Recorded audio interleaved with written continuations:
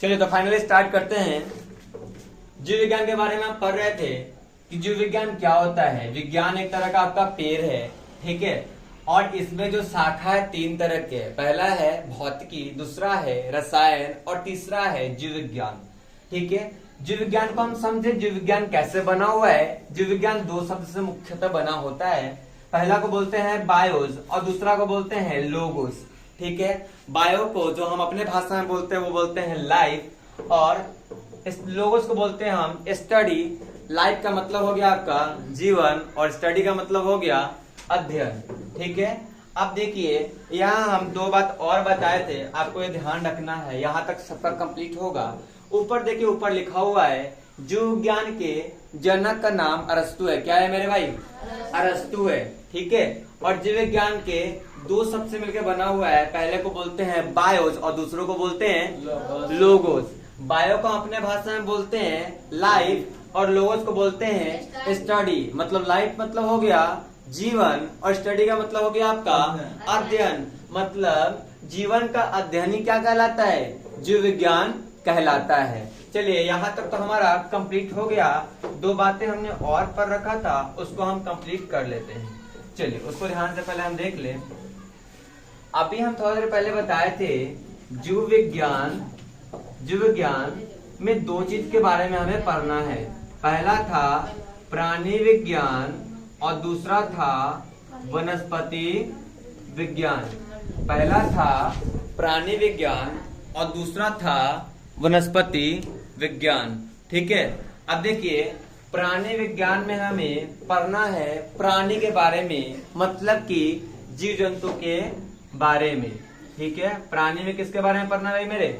जीव जंतु के बारे में। और वनस्पति में किसके बारे में पढ़ना है? पेड़ पौधों के बारे में। यहाँ तक सबको क्लियर है? यहाँ तक किसी को दिक्कत नहीं? अब देखिए यहाँ हम मुख्य बात क्या जानेंगे। अगर जीव जंतु के बारे में हम जानेंगे तो इंसान का शरीर का पार्ट बाय पार्ट के बारे में हम जानेंगे। और हम चाहेंगे कि आप इस चैनल को फटाक से फॉलो कर ले, इसलिए क्योंकि आपको इस टॉपिक पे, बायोलॉजी के या फिजिक्स के, हर टॉपिक पे, हर एक पर्सनल टॉपिक है, जैसे पाचन तंत्र हो गया, उसके बारे में हम पूरा डिटेल एक वीडियो आपको सेंड करेंगे, ठीक है। अभी तो चैप्टर फिलहाल चल रहा है, चैप्टर पर हम ध्यान देते हैं, ठीक है। और हम ऑफलाइन वाले को भी बोल देना चाहते हैं कि आप लोग अब एक्टिव रहिएगा, क्योंकि हर समय आपका एक वीडियो आप जाते रहेगा जो आपके लिए एक टॉपिक पूरा क्लियर करके आपको डिटेल करके देगा। चलिए आगे हम टॉपिक में चलते हैं। लिखा हुआ है बायोलॉजी शब्द का पहला प्रयोग फ्रांस के वैज्ञानिक लेमार्क ने। बायोलॉजी शब्द का प्रयोग, अब देखते हैं शब्द का प्रयोग किसने किया। यहाँ तक सबका क्लियर है? कोई दिक्कत नहीं। अब देखिए लिखा हुआ है बायोलॉजी शब्द का प्रयोग, आप पढ़ते हैं बायोलॉजी शब्द का प्रयोग, लिखेंगे पॉइंट में बायोलॉजी शब्द का प्रयोग सर्वप्रथम लेमार्क ने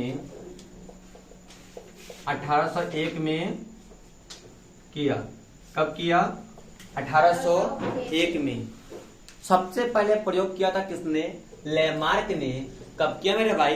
1801 में किया। इतना सबको क्लियर है? इसमें किसी को दिक्कत नहीं होना चाहिए। 1801 में ही बायोलॉजी कुछ पार्ट के बारे में आपको पता चला, धीमे धीमे सब पार्ट के बारे में पता चल गया, ठीक है। ए बाबू शांति से बैठो। आगे देखते हैं कि जैव प्रक्रम क्या है, ठीक है। जीवों में संपन्न होने वाली वे सभी क्रियाएं जो जीवन के लिए अनिवार्य होते हैं। कितना आसान भाषा में लिखा हुआ है, देखिए यहाँ से हम इस चीज को बता रहे हैं। देखिए ये नोट्स है, ठीक है, यहाँ से हम सब चीज को बता रहे हैं। जीवों में संपन्न होने वाली वे सभी क्रियाएं जो जीवन के लिए अनिवार्य होते हैं, उसे हम जैव प्रक्रम कहते हैं, ठीक है।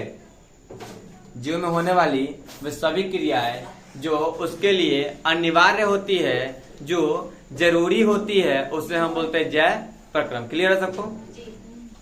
जीव विज्ञान में होने वाली सारी प्रक्रियाएं जो जीवन के लिए अनिवार्य होती है, मतलब कि जरूरी होती है, उसे हम बोलते हैं जैव प्रक्रम। सबको क्लियर है? याद भी हो गया होगा नॉर्मली। देखिए आगे देखते हैं, सजीव का इसमें लक्षण दिया है, तो ये आपको पता होगा ही होगा, नॉर्मल सा हम जान लेते हैं, ठीक है। नॉर्मल सा हम जान लेते हैं। देखिए कि सजीव के लक्षण क्या होते हैं मेरे भाई।